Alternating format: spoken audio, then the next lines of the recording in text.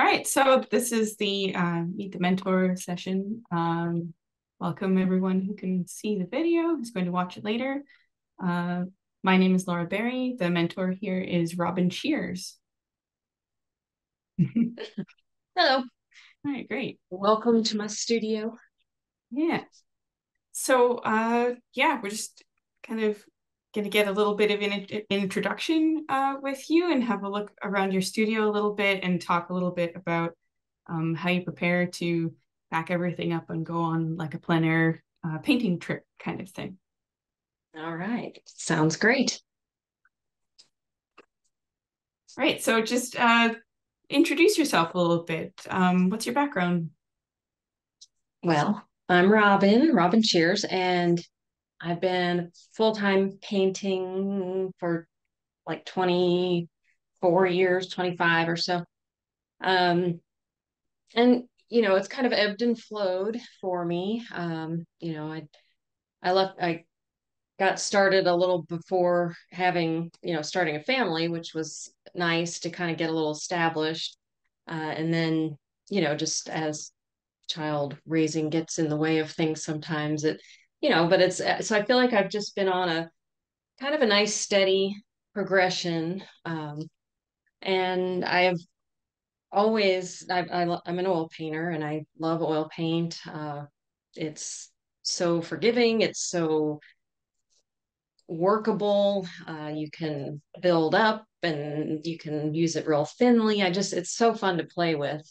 Um, and I think overall, I've always been attracted to the Impressionist style and um, the motif too, kind of the slice of life painting, painting everyday scenes, um, figurative work. I guess I kind of always have a little kind of a story to tell. So whether I'm in my studio piecing together something from photos or plein air studies, or if I'm outside, I'm kind of always looking for, first light and shadow, and that's the what really excites me.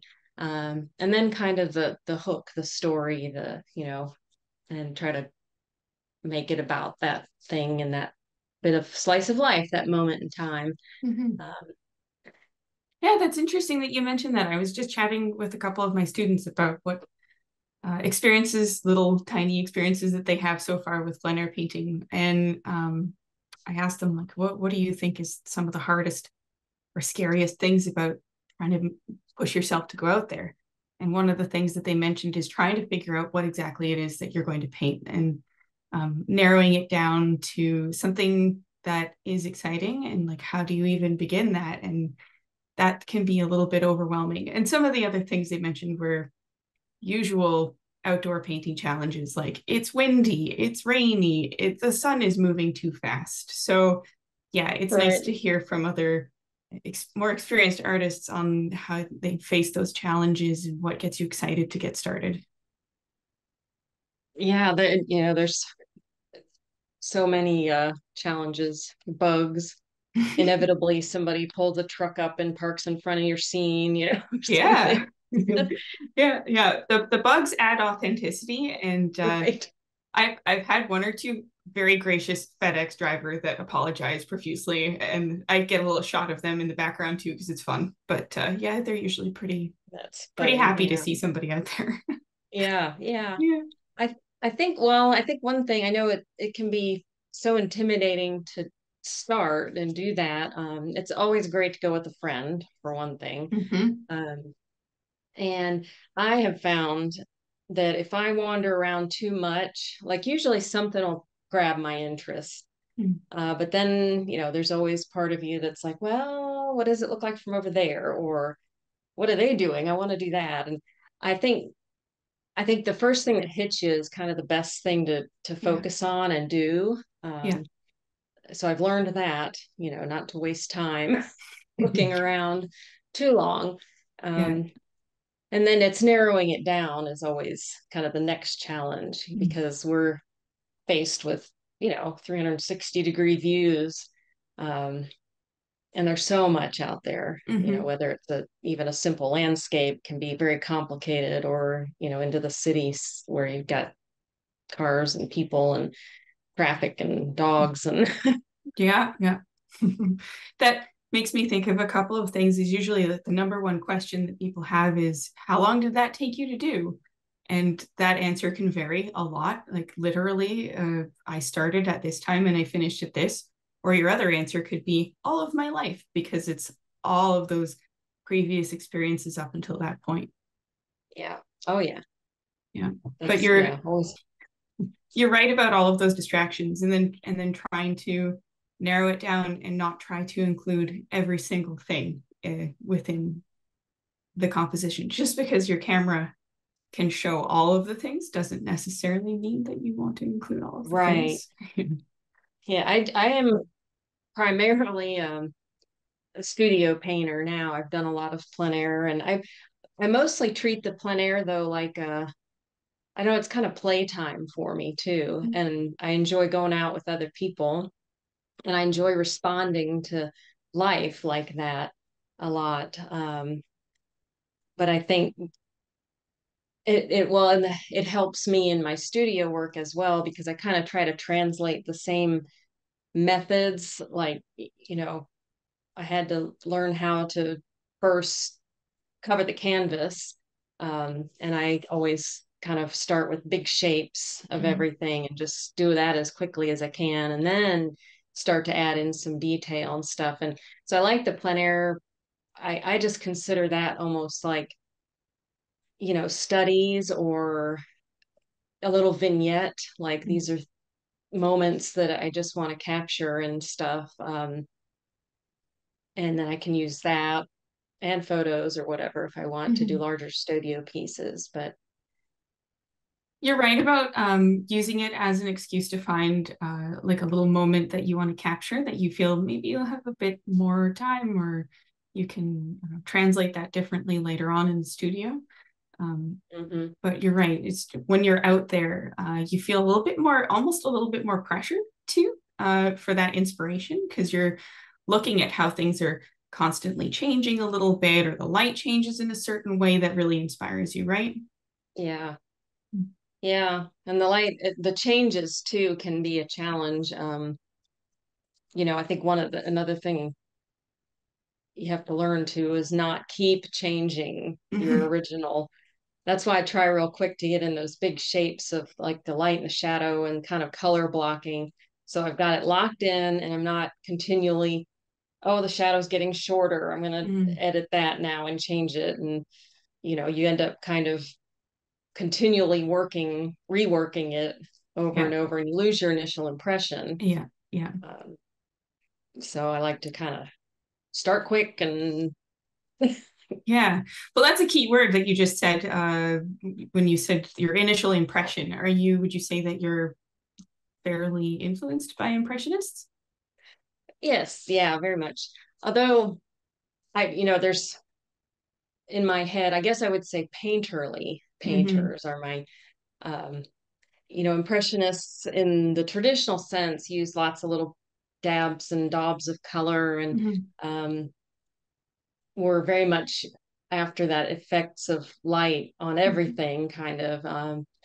And I guess, I use a little bit of that kind of technique, the little dabs Hmm. and dots. I use a lot of transparent colors first, and I like to have big wide strokes too, and um, a lot of lost edges and Hmm.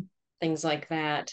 So I guess, but from, of course, the early impressionists through, post impressionism, and into people like Sorolla, um, and Nikolai Fechin.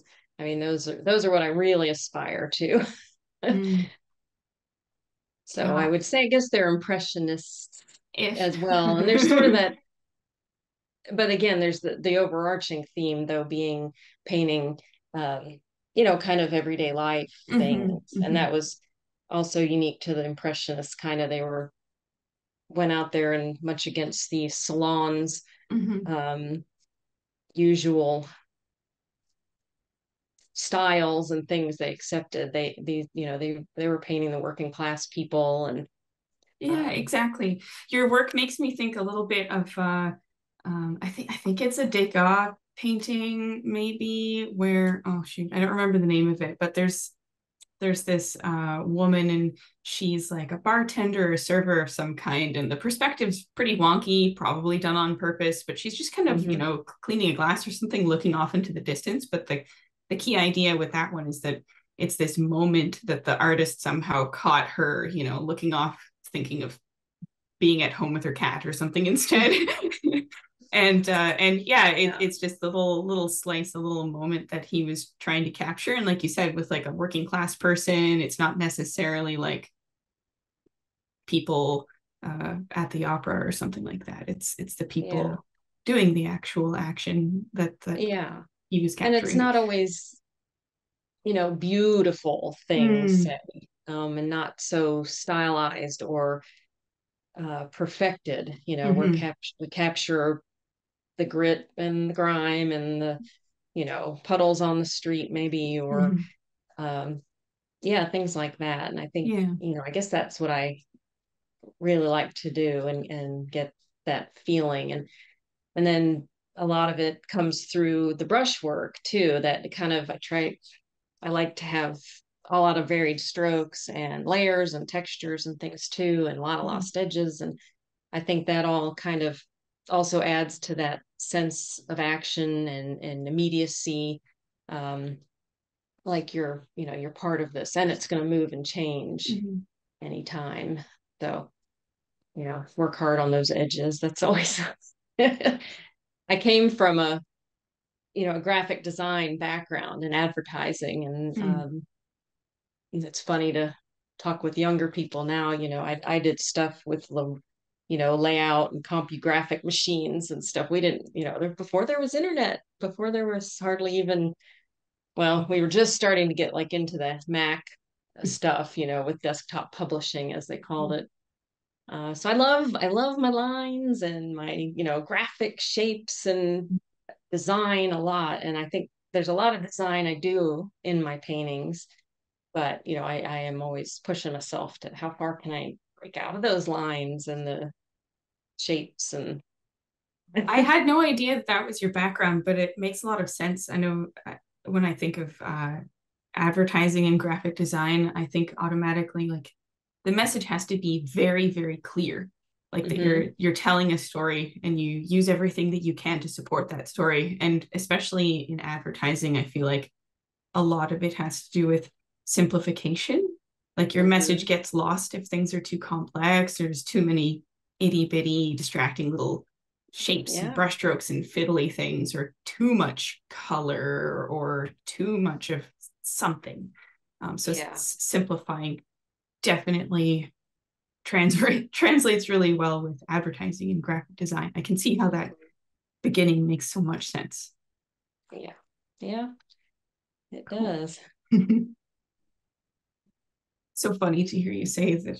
But yeah, referring to older versions of I don't know, Photoshop or like the early computer days, and I think about my students who are just they have such easy access to things like working with Procreate, and hmm I'm shocked when they don't know how to do something because I go, well, you guys are the young people. Like, how come you don't know Right. how to do that? And they go, well, it's your job. Like, oh, you're right. I guess I should know how to do that specific brush thing in Procreate, but I'm still learning Yeah. too. So Oh, yeah, that's something I haven't really played much with, the digital art. I've tried, and I don't know. I think I lose interest again. I like that tactile tactile. Yeah, part of the exactly. oil paint in Mm-hmm. particular. That I Mm-hmm. enjoy pastels too. I love to work with them actually, because you get that pure pigment, and you have to layer, and it just that's. But I don't like my hands to get dirty and chalky, and then I don't want to have to deal with framing them. So I play with that once in a while, but not Yeah. as my main my main finished works. Would you say that you're the type of artist that it's a little bit messy at the end of the day, or do you try and stay organized in a certain format with your palette? Well, my palette actually stays pretty organized, Mhm. actually. But you don't I end up myself get tracking. messy. I often, I'll end up sticking my fingers in Uh, and wiping stuff. And so I went many years ago, I went also to like all non-toxic, and none of the heavy metals in my paint and stuff. So because I do get messy and I finger paint mhm, sometimes. mhm. But yeah, the palette I do keep pretty neat. And my puddles kind of develop Yeah. together, and A that's a little whole bit other. of crossover here and there so that things are kind of well, not uniform, but you know what I mean, that there's some Hmm. kind of unity to the work as well. Yes. Yeah. I think you're mentioning like certain pigments that could be toxic. I think when it comes to oil paint, that's part of what makes people concerned about diving into that because they're concerned about rumors that they might have heard about what makes oil paint difficult to work with. And so I'm Mm. I'm I'm guessing you can help with the mystery of that whole thing too, right? Because I think a lot of Oh people are yeah. leaning towards sticking to things that they think might be more safe to work with, but not necessarily. Yeah, not yeah. Yeah, that definitely, it can depend on the pigments themselves. Mm-hmm. Like some have the heavy metals, and it doesn't matter whether it's, what medium it is. Mm-hmm. Mm-hmm. Yeah, Those things especially. Yeah. can I would. affect you. But yeah, that's certainly something I can help people Mm-hmm. on So their journey. speaking of palettes and pigments and stuff like that, did you have, I know that you're going to be going on a trip soon. I just came back from a painting trip as well. So I was thinking we could swap some resources or ways that you prepare to go off on a plein air painting trip. Or I think that's Yeah, I part of think the that'd be excursion. great. Yeah, Yeah. okay, cool. So could you remind me where is it that you're going to be going off to again? I forget. Provence, Oh, France. So we'll be oh, in Saint Remy. we all Yeah, and I hate leave you. tomorrow. This is kind of good because I can go through some of my stuff here, and we leave Yeah. tomorrow, so I can just make sure it's all the right things and put it in the suitcase. And Oh, so speaking of, do you have an actual list at this point for all of your stuff? well, I have, yeah, just for fun, I was putting to like a graphic pictures of Mm, things that I have in for like I was going to put in an Instagram post. I don't really have a list per se. That's I mean I have a slide thingy too I could throw up here if we yeah, that would be wanted to. fantastic. Yeah, I personally feel like I need a list because I feel like I'm a chicken with its head cut off and I don't know where anything is. But yeah, I usually have a list Yep. because I will inevitably forget something. Here we go. Yeah, I probably do have a list. I tend to I do need to make myself lots of written lists, but then they disappear, and um there might actually have been. I might have done it in this where I was starting Ah, the lesson plan for each day. Oh yeah, there starts a little packing list. mhm, So I do that, but then I lose the notebook and all right, so let me share just this picture here. sure. Okay. And then I can make that big. Yep. Hopefully it won't go away. So yeah, these are some of the things that I like to work with and that I will be taking. Mm, Um, so of course I got the my palette and panel. mhm. This is an open box M, it was called. Um, and they seem to have disappeared within the last year or maybe. I can't the if you do a search, it says they're there, but their website doesn't connect. So I don't know what happened to them, but it's a nice size. I have Oh, it here. nice. So Yeah. it folds up real thin. It has a little extra tray on the back that you can hook to the edges, either side, and well, this way, and then you can have your brushes um, lay there or your perp jar or something. Mm, Um, and then it folds open, nice. and the tripod mount here. Great. And then I just mount that to my tripod. Do you have a favorite tripod brand that you use? Mine is kind of generic. See, Whatever works. I haven't generally gone in for real expensive things. There's certainly, well, for one thing, there's just an amazing array of products out there geared towards artists. Hmm. And, um, They have the you know, price tag. it'd be so fun to have all these new fun things. But I've found over the years, I don't need that much stuff. Hmm. Um, anyway, I've had this, I don't think it has a brand name on it. It's relatively heavy, but it folds down kind of, it's about 20 inches. And if I take this top part off, it'll fit handily in my suitcase or the backpack. Hmm. Um, Without taking that off, it fits in the backpack. And it's sturdy enough. Don't go for the cheapest in that sense, Yeah, but you you don't want want something that's things. not going to wobble around or Hmm. if you get, and it has, metal legs and things. Um, so it's probably aluminum or something. And so it's, not going to break and not be plasticky. And Hmm. so um, I have another box I use a lot too, actually. This one is pro, the Day Tripper easel from Prolific Painter. And this one's more like a fold out. Um, Is it metal? I'm sorry. Is it metal or wood? No, this is wood, and you can get the like a glass in the bottom. And with both of mine, I just use the wood. Mm. And after a little bit of time using it, the oil, you just can wipe them down a bit, and you get this really lovely, neutral, smooth surface to paint on, and you don't have the problem of the glass, Hmm.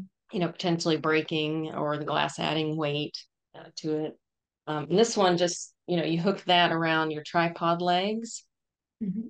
on that one, and then it has um, this is how this mounts to the tripod head or the attachment, and put your panel in there. So it's kind of in front of Nice. you, and then the pallette's lower versus the open box M style. You have your palette and panel holder right Hmm. together. Hmm. So those are the two I've used. I've used so many though. The Gorilla Box Painters and EZL.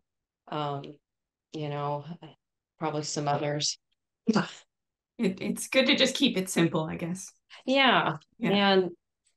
And this the open box M type like that with the panel and the palette holder together. You can open that up and put it on a table, sit it with it in your lap. Hmm. Um, so like I said, I've pared down so I don't need a lot and I can just sit down somewhere and start painting. Hmm. And then I have, there's lots of makers have little travel um things. This is from Prolific Painter, I believe. And it's just a plastic cup. I put a bungee or a thing on it to hang it from my things, the easel. There's smaller kinds. Of course, my paint, my brushes. I tend to use bristle brushes. I like Hmm. um, uh, round and filberts. Yeah. And I like the bristle because it carries a bit more paint.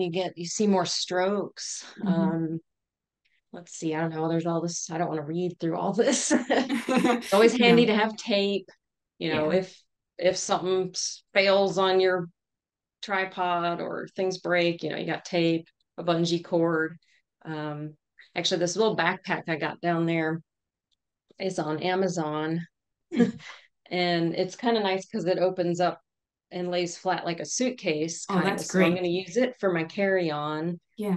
Um, and pack my painting supplies in my luggage that will get checked through.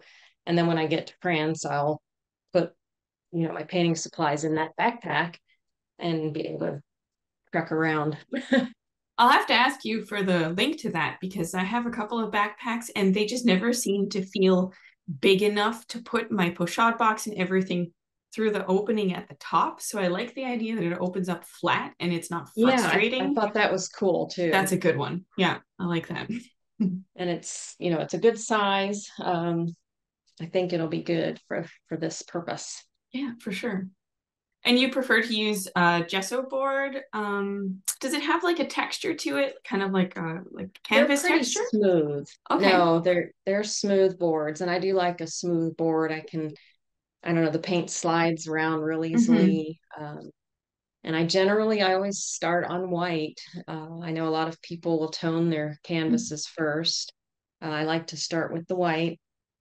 Um, I guess because I start thin with these big washes and Mm-hmm. blocking in, and if you're painting thinly, one of the great things about oil is that the light then will, it's transparent and the light bounces back through those dark passages off the back of, say, the white of the board. And so you don't have such deep, dark, dead Mm-hmm. shadows. You get, some of the sense of light still in the shadows. And so that's one of the reasons. Plus, if I make a mistake, I can wipe it back.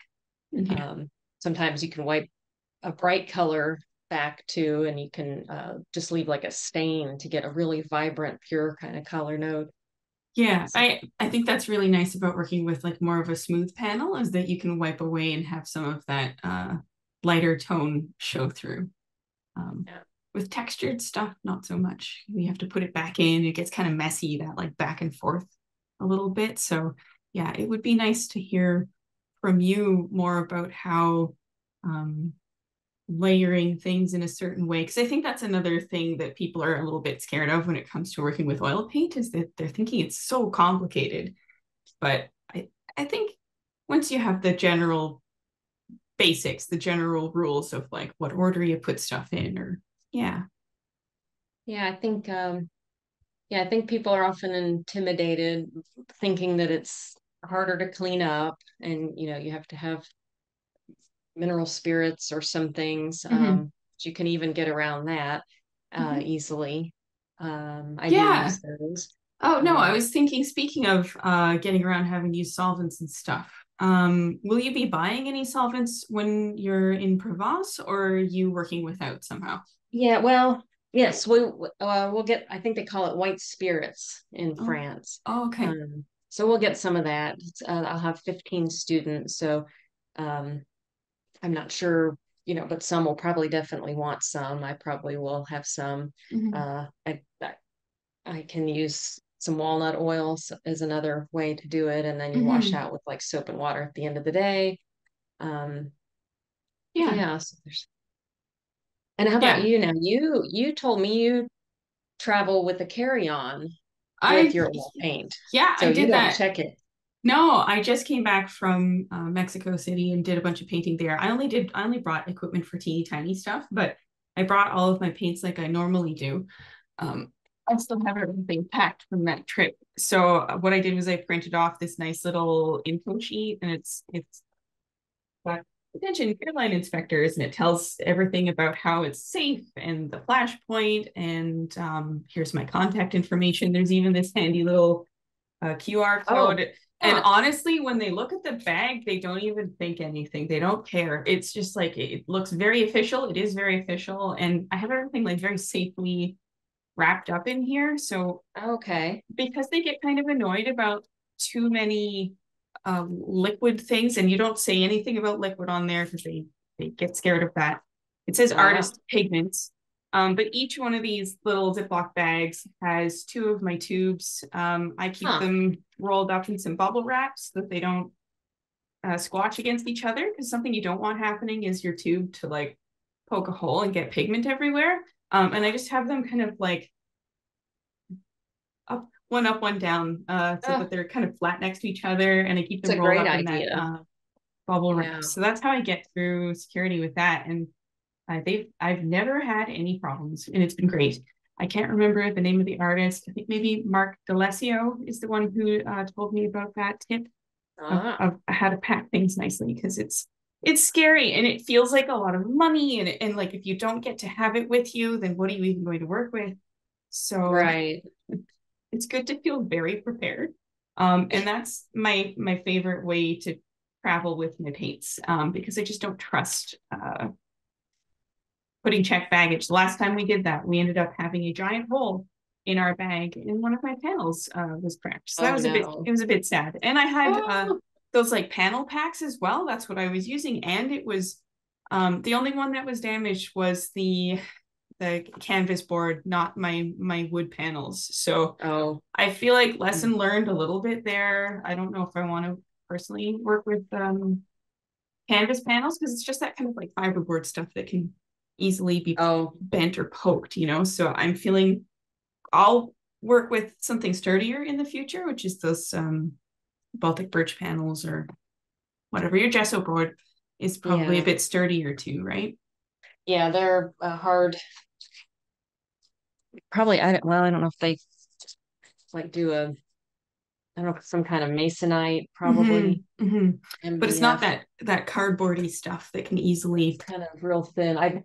These I have repainted, yeah, re so that's why they've got white all over them. But I yeah, had prepared a few there to recycling. yeah. Some things don't work out. You just gotta It's fine. That's kind of wipe why it back, and you can start over. it's kind of why I like plein air painting because it feels very like non-committal. You know, you can work on it for a couple of hours, and if it doesn't work out perfectly, you've learned something and you just move on. Yeah, yeah, agreed. Mm-hmm. Yeah, it was fun actually. I'm so happy to talk to some other artists about this. That when I was there, we had gone on like a food tour, and there happened to be this mural artist working on a mural for something like a liquor called pulque. Anyways, the mural that he was working on had like these big agave leaves and stuff, and I was like, oh my god, somebody actually working on something in real time. So I had all of my equipment with me, and you know, I don't speak Spanish. I'm from Canada. We learn French, so I know some stuff, but not everything. Anyway, all I did was I grabbed my kit and I was like showing him, and he was like, "Oh!" And then he grabbed his kit, and he had the exact same package with his paintbrushes in it, and just we managed to work through language, and he invited me to work on his mural for a little bit, Oh my and gosh. I got to put in a couple of brushstrokes, and I traded him. I gave him one of my tiny brushes, and he gave me one of his brushes in exchange. Oh my So gosh. that was like the sweetest interaction that I've had in a while. Is just like Oh, that's meeting another lovely. artist in the wild, and found Yeah. him on Instagram, and he's you know able to Oh, check out my cool. work too. Actually, what I ended up doing, because he asked if I had an artwork that I could exchange with him, I didn't have anything painted at the time, just the equipment. So what I did was I grabbed one of my Altoids tins, and I really quickly took out each of the colors, put it in the tin. I gave him one of my brushes, and I was like, "You have 2 days to make something cool." So yeah, I gave him like a setup like that, and hopefully later today he'll have had some time to like make a little mini painting, and I think it's just Oh, so that is cool, so neat. like just people from completely different places in the world, and we completely connected so nicely as artists. It was just very exciting to meet other people like that, but it just That's awesome. Yeah. completely by random chance. It's just so nice to meet other artists, and that's why like Mastrius is fantastic, because I feel like sometimes a little bit isolated from everybody else doing their own thing. And I think Mm. that's how this started, right? Was it began during the pandemic when people felt a little bit disconnected, especially artists. We don't really have that Yeah. opportunity a lot. But and you're all the way in Texas, I believe, right? And Yeah. Austin, Texas. I'm in Ottawa, Canada. That like it's tiny, but it's the capital of Canada. But Yeah. otherwise, what world would I ever have the opportunity to learn from you? Right? It's so far. Yeah. But Well, yeah. yeah, and I was gonna say that's what's so cool with Mastrius. At least, it's always great to get together in person or meet, but through this format, people from all over, you know, internationally, we have in Mastrius several artists, in Australia now and Mm-hmm. mentors there. And I mean, you can discover so much. And then what I love too about it, like seeing your work there, like, in some ways, say plein air work can be so uh, elite maybe, or Mm. something. There's this whole circuit now, and it's become such a big thing. Um, but not everybody wants to do that. Um, and seeing how you work on that smaller scale and travel is just amazing to me. That's so cool. It's So it's a lot more accessible for sure when you can pack everything into like a little pencil case basically. It's like, yeah. yeah, I can fit that tin in here.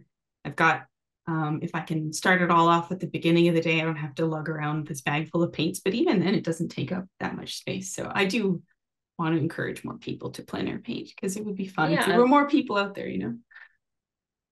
Well, I think, and that's probably what keeps people from it a little bit, maybe feeling like they've got to have all this equipment and special stuff. And like I said, I don't invest that much. I've had this box probably for 15 years. Mm-hmm. Um, and they last, which is great.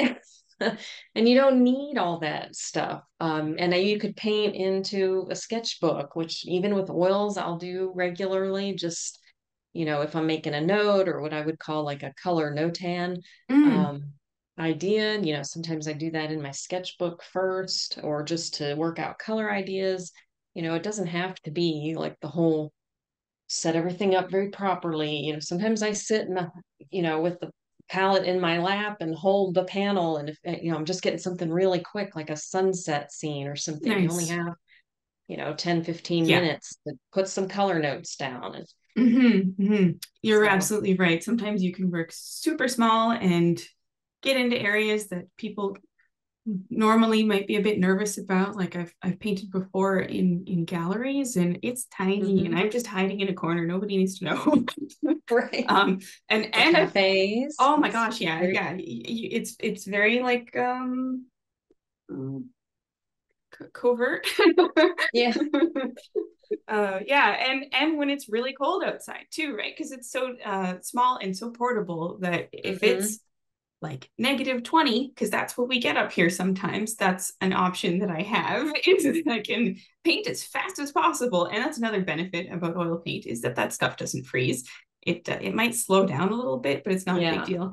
Yeah, Right. that was a shocker for that artist from Mexico City. He literally hugged me when he heard that I painted out -20 before. Because sorry, I guess they know Celsius there as well.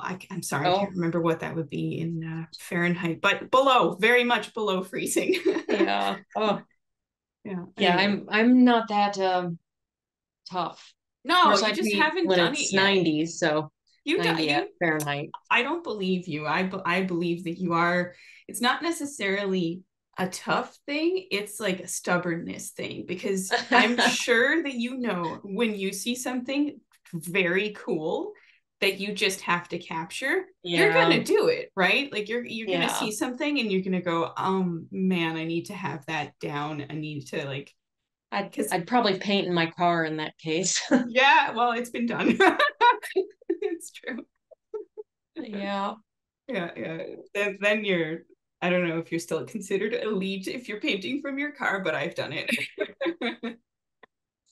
Sitting in the back bumper with the trunk open in the rain, In the too. rain, So for sure. Yeah, yeah. I've had people come outside and go, "Are you okay? Do you need help with anything?" "Oh no, I know it seems crazy, but I'm outside in the rain because I'm doing this." And they go, "Okay." And then Crazy artists.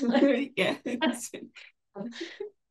kind of a typical thing, but We whatever. need a community, that's for sure. Yeah, yeah, where you can commiserate over ridiculous. Not many people can fully understand or appreciate Why in the world would you be why subjecting we're doing yourself? this. It's true. Yeah, indoors or out, Hmm. sometimes it's such a challenge. Mm, that's absolutely true. Anyways, I wanted to ask you a little bit more about your background because I know that well, I don't know, have you studied under some other artists previously, or is it just that you're inspired by other plein air artists or specifically like more Well, I didn't formally like have college. Well, I did graphic design as my minor and, did mm, drawing classes and things at college level. But after that, when I moved to Austin, I studied with a woman here, Elizabeth Locke, and she had kind of this atelier style program. So I studied with her for like 3 years, and it was an awesome foundation because we started with drawing and then a whole course on tone or value studies, and then got into color, and then began to, work on my own independently a bit. And then I got into plein air stuff and started to have to learn um, a different technique because some of the style that she used with washes, say, and wiping Mm-hmm. out and um, layers and glazing and things like that, some of the old techniques, you can't do that outdoors, Right. again, Yeah. because the stuff moves so fast. And so I got very much into the, outdoor landscape painting. So I did take workshops with, old ones like Skip Whitcomb, Don Ward. Um, who else was a landscape? And then it kind of shifted again, and I got kind of, I think after I became a mom, actually, I kind of got more into figurative work Mm-hmm. and storytelling, maybe. And um, so I started to shift, and I found the landscape itself just kind of dull. I needed some life in it or something. Mm-hmm. And then I started to study. I took a few different workshops with some artists that are still working and I admire quite a lot, like Kim English and Kwang Ho, which are the great figurative artists. Um, and who else? Oh, Peggy Kroll Roberts. Uh, she does the figure almost exclusively, I guess, but in situ too, not like portraiture or anything. Mm-hmm. I mean, these were all more loosely, loose painters, a la prima kind of work, things like that. And that's what I started to, really want to do that kind of work. Mm-hmm. So those were my kind of biggest influences, uh, and I find a lot of that's, mileage. oh gosh, it's really tough to capture. I think that's one of the number one comments that people have about my work that I'm still working on or working towards is sometimes people say, "Oh, you should have some figures in your landscape for context." And Hmm. usually it's the opposite I find with photography, where everybody's getting up at like 4 in the morning so they can go to this perfect location in Greece to make a photo with no people in it, Oh, because it's idealized, right? Where it's right. like the untouched, perfect landscape without a person in sight. And then when it comes to painting, it just feels like it's missing some soul to it when it's just this like barren situation, or there's no size of people for context. It's just kind of, Hmm. you have no idea like how big this thing is. Um, yeah, it's really difficult to capture. So what I find that I do sometimes is I've got all of my landscape in, and every once in a while a sweet little moment happens where like a person is walking by or somebody with their dog, and I'll just like Yeah. really quickly, hope nobody notices, just like click click click click, Uh-huh. try and get some kind of reference very fast, because I can't paint that Yes. fast, but I can suggest it later on, and hopefully, it's integrated well enough and convincingly enough. So, figures aren't necessarily the main subject in my paintings because I'm still Hmm. working towards that, but they're a part of the landscape at least. And I see in your work, I feel like it's the other way around, where the figure itself is the subject, or the moment that's happening is the subject, and then the landscape is just the context for it, right? That's how I'm seeing a lot of your work, anyways. But I have no idea Yeah. how you do that. How do you prepare for that? That's something that I'm working on, or at least like keeping an eye out for those moments where something sweet is happening, and you go, "Oh, I, Hmm. I really want to plant that in there." Um, but it's, for me at this point, it's still a bit more of an afterthought, unless it's something that I see happening in real time. Like, for example, um, I was doing this. Uh, I was visiting a beach. This was in the south of Portugal.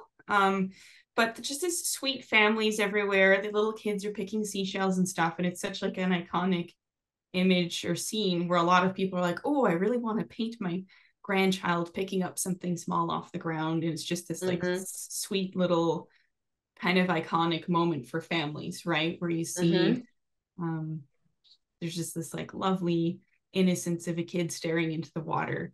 And yeah, in order to capture that, there's a lot more going on than, oh, what are the shapes in the landscape? You know, it's tough. Yeah. Yeah. But that is something that I would like to work towards. Yeah. Yeah, I like you said, I like figures often give a sense of scale too, or Mm. you know, one thing I've been interested actually lately, I do a lot of kids on the beach, and they've always been close up kind of and just really about the kids and the Mm-hmm. light and shadow and color, you know. Um, but kind of, I'm trying to work into doing more actually where I want the figures really small so I can get that sense of scale and Yeah. do like a bigger, beach Mm-hmm. and cloudscape or something, Mm-hmm. but with small figures. So it's just fun, like you said, to, have a sense of scale or a little bit of a narrative and capture this little moment. But Mm-hmm. Yeah, well, I Yeah. definitely Sometimes need. figures can be cows or other things in Oh, that's fields true. too, or so. Yeah, yeah, that's true. Yeah, we have enough of that around where I am Yeah. to drive like 20 minutes away, and there's just all kinds of fields with like, I Oh, don't know, nice. dairy Lovely. cows and stuff like that. I got a couple of source photos for that. Yeah. It is starting to wrap up around here weather-wise, though. All of the hay bales are all rolled up and put away somewhere. It's starting to cool off a little bit here. So that's actually a major challenge for me is coming up is fall because the colors are such a beautiful thing, but they're a massive distraction when it comes to um, formulating shapes for simplifying the landscape. It's just like crazy color everywhere, and you can easily get sucked into this trap of all of the little brushstrokes, all of the colors. So Mm, that's going to be a challenge for me, but that's that kind of sounds the. fun. It is going to be fun. I hope so. I hope I can do well with that. I've learned I really need to do more stuff locally as well. That's something that I'm finally figuring out. Is that I did a plein air painting not too long ago, a couple weeks ago, and out of all of the stuff that I've done, the people from here, it resonates with them because it's a common scene that they have, they really love. And I Yeah. go, oh, I guess you're right. It's fun and exciting to do paintings abroad, but also like if you can find, I don't know, a nice little scene that captures life at home, then that's also a nice Right. place to do it from. I know students of mine have said you should probably paint just a dumpster because I'm sure you can find something beautiful about anything. And I go, you might be right, Yeah. but it's a challenge sometimes. Yeah. Well, that reminds me of a kind of years ago, uh, somebody probably I either was learning with or was mentoring me, um, kind of had the, how would you say, to like kind of to get yourself started or get out there, say, or it was basically like, try to make a name for yourself in your hometown, Mm, like before, say, try to become nationally or, known throughout your state or something, yeah. just to focus on what's close to home. And people do, they Mm-hmm. want to see those things through the eyes of an artist Mm-hmm. too. And then they're meaningful to them. And, you can grow your audience that way. Um, and like you, I guess you're teaching also locally there. So Mm-hmm. Yeah. Most of things my like that, I think just or try to remember that myself to, you know, for my own growth, to start local and try to mm. branch out and, even local scenes. And I've done a lot of, Austin landscapes or out in the hill country here. Well, Um, the expression the grass is greener on the other side. yeah. The uh I think that's um, the impression that a lot of artists have is that, oh wow, look at how amazing that work is by this person because of where they are. And I'm realizing that to other people, that's what I am sometimes as well. Like I was speaking with Yes. another artist from Australia, and she goes, "Do you not know how cool your Canadian landscapes are, because we don't have that. Yes. And I Yeah. go, oh, I guess you're right. I don't think about stuff that's common to me as interesting, and I have to Yeah. I think realize well, I that's think also. like in the act of painting, even during paint, your eyes get tired after a while and you kind of got to stop. You're just noodling Mm-hmm. and it's kind of the same overall. I've lived here for 20 some years and everybody I tell I live in Austin, they're all like, oh my God, that's such a cool city. It's such a great, and there's a lot of good artists here. But I kind of forget that it's special and interesting. And Mm. actually I have a planner group where we formed 15 years ago or something. Um, and they're still active. And right now, the president of the group, he's got kind of an interesting take. He's trying to get us all to go paint some of the kind of special, unique places that Austin is losing because of so much growth and expansion. So a lot of these cool little dive bars or music venues and trees, even we have a special tree that's gotten a disease over Barton Springs pool. So things like that are, kind of special and unique too, that artists, we can share that with the world. Mm-hmm. Yeah, it also kind of documents what's happening at the time and for your area as well, and that's something really cool about it, Mm-hmm. that you can always look back at older artwork. Or I'm just thinking, because of my recent experiences, we went to the Museum of Anthropology in Mexico City. And some of the coolest stuff that I saw was probably just like normal stuff for them. It was like a little illustration on some kind of fiber, like a type of paper. And it Huh. was just like outfits that they had, like these traditional outfits, probably for some kind of ceremony. And you realize, however many hundreds of years later, this is just documentation of this Mm-hmm. very specific, really cool thing for them in that specific area. And it's like, oh wow, that's something that we as artists are participating in, is capturing those moments Yeah. and those, I don't know, specific styles or trends, or there's all these things that we're being influenced by, and to put that down into paint for other people Yeah. to see our perspective is really cool. Yeah. And we look back and we think the Impressionists say, oh, it's such beautiful. They were elegantly dressed there. But again, they were kind of scandalous painting Yeah. those things because that was contemporary to them. Yeah. And the salon didn't want to see that. And, No. now it's like, so, sometimes I'll paint somebody sitting with their cell phone, and Mm. things like that. And Mm-hmm. again, that's, yeah, like you said, we're sort of storytellers and we get to, share these visual Yeah. documentation, say, of the world around us. And I think Well, that's kind of special. Photos can only do so much, that's uh, absolutely true. but you need Yeah. to see it through the eyes and the heart of an artist. Yeah. Or somebody who's done advertising and marketing. Because it's that's such a cool approach to me. Because you, I don't know, you just probably already really had it figured out before you got to that point, right? I feel like I'm still learning, like, how do you tell a story through painting, and how do you figure out what's really important here, and how do you use your elements or choose not to include some things to support that Yeah. concept. And that I'm really looking forward to learning from you Well, about. well, I think it goes along with confidence too. Mm, So yeah, you got to build that up. mm-hmm, mm-hmm. It helps for sure. Yeah, yeah. Especially when you're working outside and somebody comes by and they go, "Oh, are you an artist?" I think the answer has to be yes. It can't just be, "Oh, I do it." No, no. Yeah, I'm an artist. It's this much money. If you'd like to buy it, here's my information. Yeah. I have to Best pretend. part, the best things are when they walk up and they look at your painting and then they look out like, what are you painting?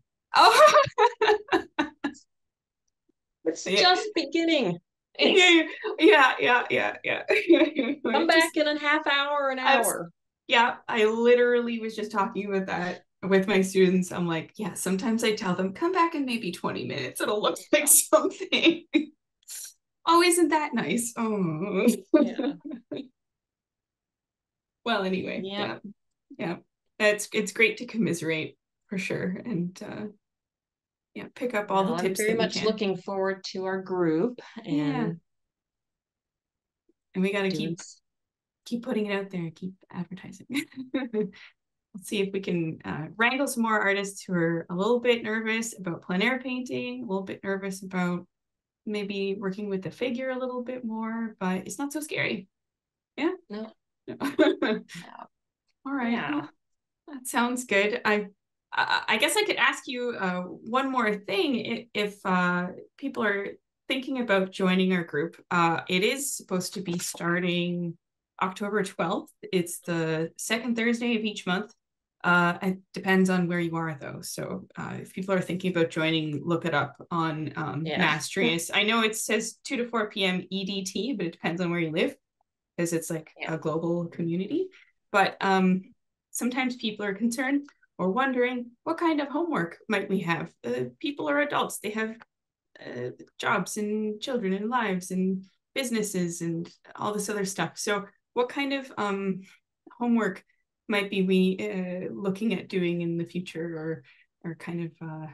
Well, I'll kind of tailor it to each individual, which is kind of a nice thing with the small group that, everybody I can help at their level and with what they want to gain Mm, or grow into or technique or something. So I am big on doing kind of little exercises, mm, not like full blown paintings all the time. mm-hmm, um so I like to, if you're wanting to loosen up and don't know how, I suggest setting a timer, mm-hmm, and do something really fast and keep practicing that.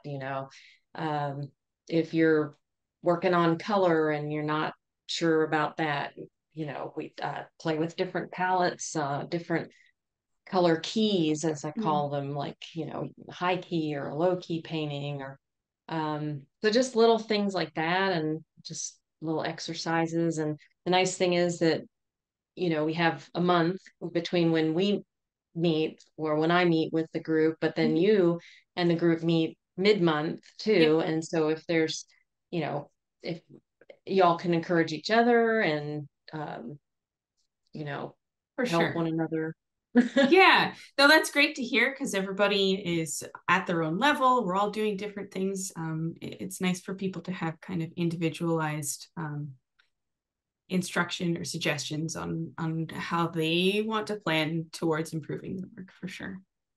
Yeah. Yeah. Okay. Well, that sounds fantastic to me. I'm looking forward to it. Again, I think it's October 12th that we meet up, and yeah, we just have to get out there and do some more painting. Have a fantastic time on your trip. I am super jealous. That's not cool at all, going to Provence. I mean, I can't Well, complain because we I know you just just got back from Mexico, and I don't know, I think you travel a whole lot more than I have, I don't know about but good yeah, stuff. I'm excited and anxious, and I'll come back with all kinds of inspiration, I hope, too. Please keep posting what you're working on while you're there. I'm so Yeah, excited to I see it. will. I'll definitely be sharing some stuff on social medias and all that. Yeah, for sure. I can't wait to see it. All right. Well, All right. we'll Well, keep in thanks touch. so much for your time today. And Yeah. I hope we'll get a good group going here and look forward to meeting our new friends. Yeah. That's absolutely true. We're gonna do a lot more commiserating over bugs hitting the canvas and people coming by asking questions. It's gonna be great. Yeah. All All right. right. Thanks very Thank much. you. Talk to you soon. Okay. Take care. Bye bye. Bye.